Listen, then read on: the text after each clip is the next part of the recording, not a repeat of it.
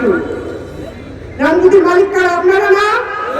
রামগতিকে আজকে যে অবস্থা তৈরি করা হয়েছে গত কিছুদিন, ভাবখানা এই রামগতির ভূখণ্ডের মালিক কেউ।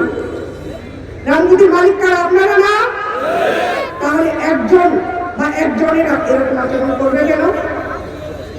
আমরা কি ভবিষ্যতে সহ্য করব? আমরা মোটেও সহ্য করব।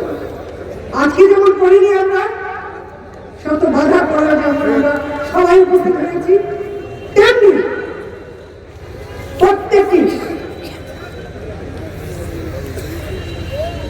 প্রত্যেকটি অনুষ্ঠান প্রোগ্রামে আমরা এগিয়ে যাব।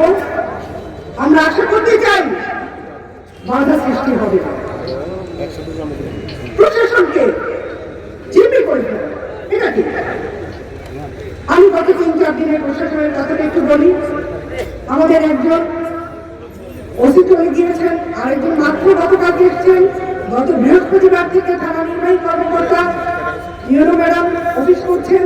তারা নতুন মানুষ, ওই মানুষগুলোকে আজকে একটা হিবিজিবির মধ্যে ফেলে দেওয়া হয়েছে। আমি তো সভা করছি গত 3 মাস ধরে, কোনোদিন তো এই আচরণ হয়নি। অন্য প্রশাসনরা তো দেখেছে।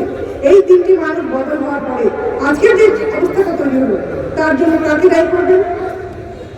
আমাকে থানা নির্বাহী কর্মকর্তা বলছে আপনি নিশ্চয়ই সভা করবেন, কিন্তু আমরা চাই যে দিনের আলোর মধ্যে সভাটা শেষ করতে।